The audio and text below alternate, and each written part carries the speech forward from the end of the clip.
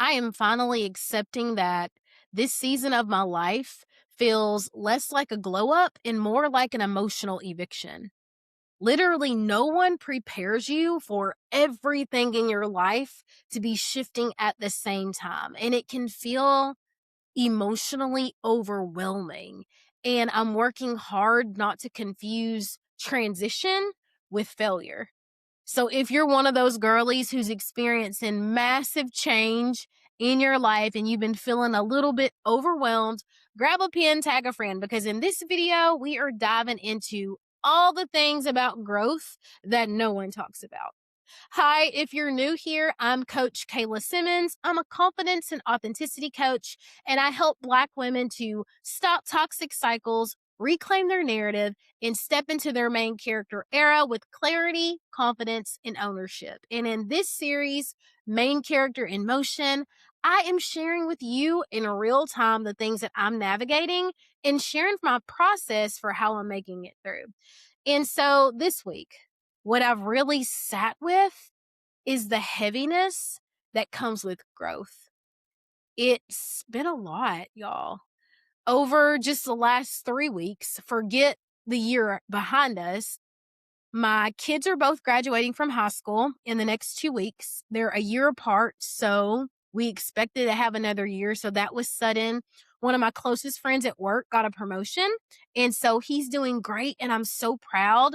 But there's still like this void or hole because there's something missing.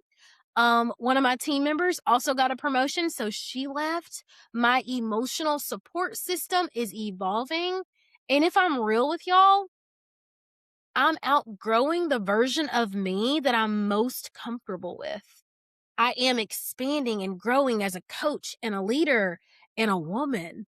And recently, I've realized that I've got some patterns and some habits and some mindsets that can't go with me to that next level, Coach K. And it's been a lot. And so this last week or so, I've been really sitting with the evolution and the discomfort. And of course, I wrote down some pointers for you, but if you're one of those people who has been going through transition or going through changes and you don't feel comfortable in your own skin, I want you to know you're not failing.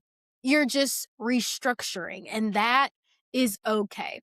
So, the first thing that I want to talk about is how we grieve when good things come to an end. It doesn't mean that you're not happy for your coworker or your peer or your friend when life is changing and it's going to change the dynamic between the two of you.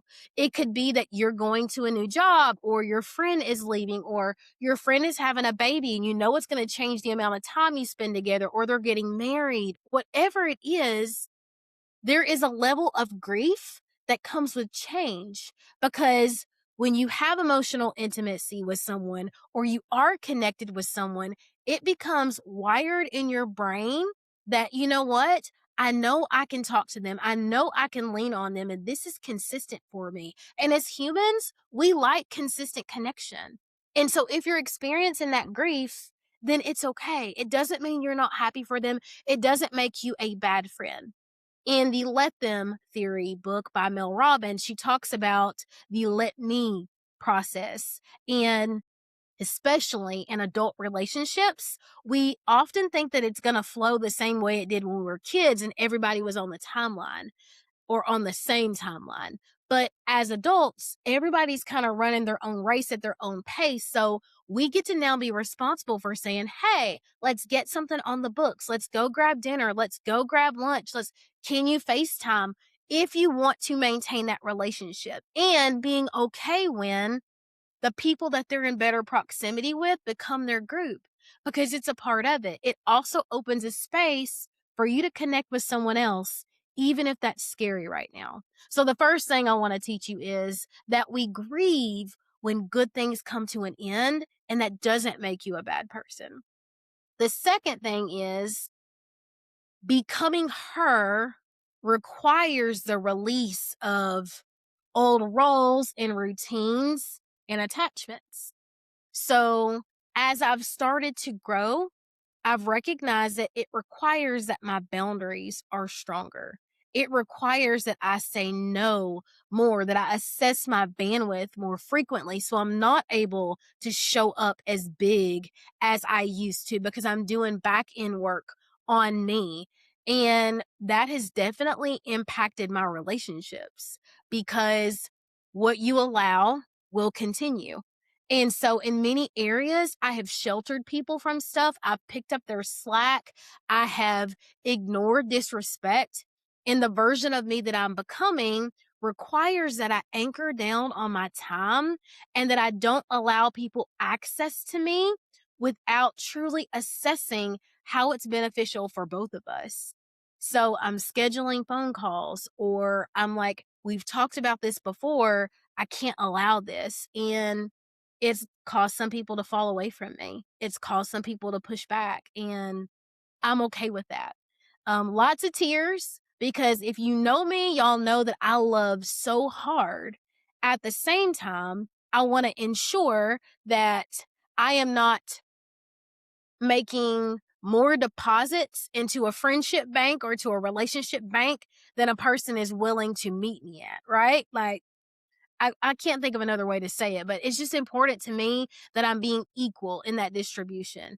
Now, for the people over there that always say, well, everybody ain't got it every day, I get it. And that's why we build up equity with people. So I don't expect people to be at 100% every single day. I also don't expect to be the only person that's giving.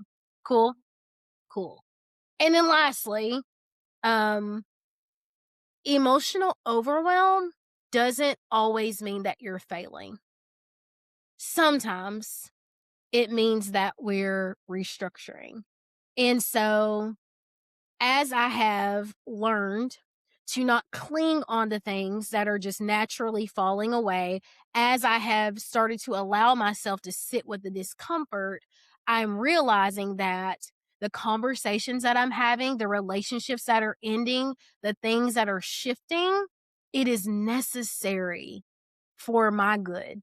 And in reality, it teaches those other people lessons about how they manage people and how they handle the people that they love. So if you feel like if I hadn't have done this, maybe we would still be friends. If I hadn't have spoken up about this, maybe he and I would still be together. If I hadn't have spoken up in the team meeting, maybe I would have gotten a promotion. Do you want to be the type of person that continuously stifles yourself so that everyone else around you is happy? Is that going to complete you? Or is it just going to have you in a situation where you are angry and bitter because you didn't speak in your truth? What I want for you is to grow. And I want you to recognize that growth is not always rainbows and flowers.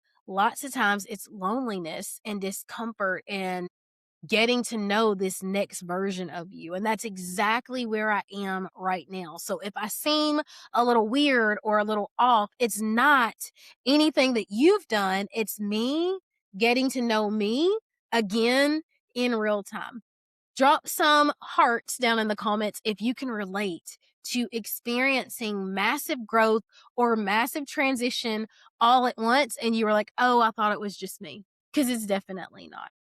You are so deserving of that life that you want.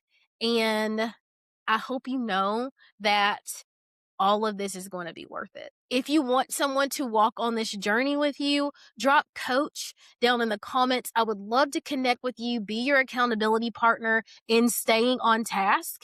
And if you just want to figure out what is next and what you want, I'll drop the link for a clarity call because that's an excellent start to stepping into your main character era. I love you. I want the best for you. And I cannot wait to see you on the other side.